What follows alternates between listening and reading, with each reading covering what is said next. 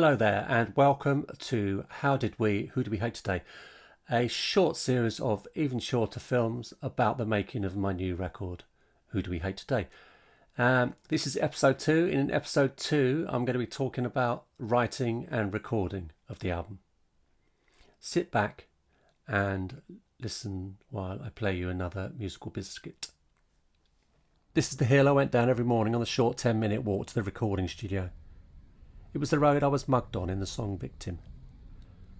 Every time I pass it, I still look at the ground at the top of the hill where that happened in case all these years later I find the diary that I lost that night.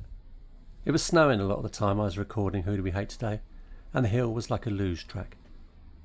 It was the start of the lockdown that followed 2020's cancelled Christmas, and every morning when I walked to the studio I felt like a fugitive.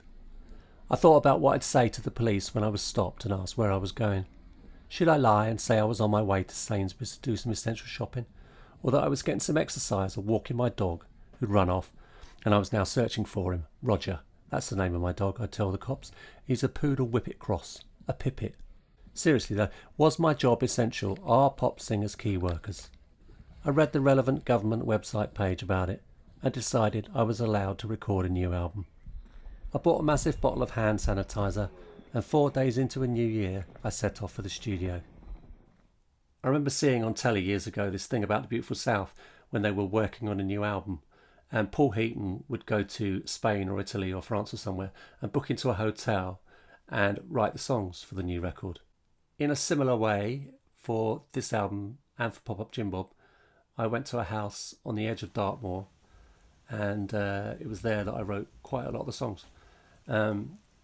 Often while Mrs. Jim Bob was out at the local charity shops, and I could play guitar and sing gibberish to myself without embarrassment. And then I'd maybe I'd go for a long walk through the country, in the countryside, and work on the lyrics, sort of singing them over and over again in my head. And then I'd record versions of the song, sometimes with gibberish lyrics, sometimes with some lyrics or ideas, onto my phone. And I end up with hundreds of...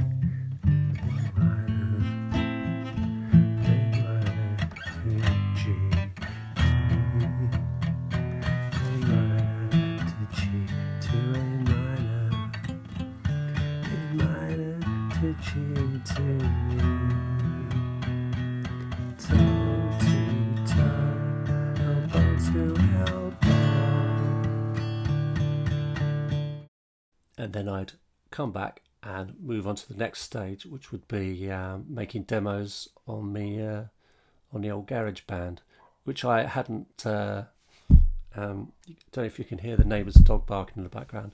That's another reason I like to fuck off to Devon every now and again. Anyway, lost my chain of thought now. You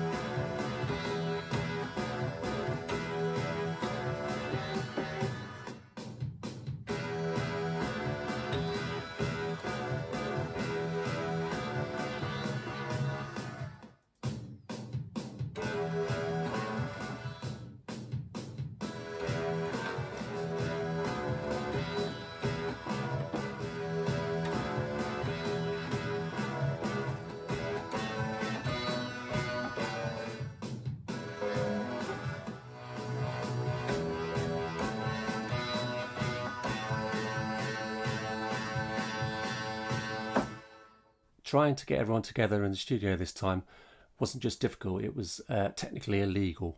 Most of the album was recorded with me and John Clayton and one other person, usually at a time. So it made the fun stuff, which would be like hand claps or backing vocals, which would normally be done with a group of people, was maybe less fun than usual. Apart from that, we sort of we adapt like the dinosaurs. Life finds a way. So yeah, so we'd build the record bit by bit, usually starting with the drums. So I remember meeting Ben in Crystal Palace, and I don't think either of us had really been out very much because of the old Larry lockdown. And the streets were as mentioned in one of the songs, were deserted. So we pretended we were both Cillian Murphy, and did the drums. So that's how that started. And I think Jen came down, did some guitar, Chris came and did some piano, and gradually it all came together. One thing that was different this time was that Lindsay was in New Zealand after she finished recording the bass for Pop Up Jim Bob. Pretty much straight away she went off on a long trip, and maybe a bit longer than she was expecting, and so she was kind of initially stuck in New Zealand, and then she got a job there, and so it was so John. To cut a long story short, please Jim, cut this long story short. John Clayton ended up playing bass. Lindsay's back now, so she will be there for the tour. So yes, buy tickets. I shall put a link along the bottom of this. Buy a ticket, come and see us live. Yeah, lost my chain of thought again, and it's nothing to do. Is it chain of thought or train of thought?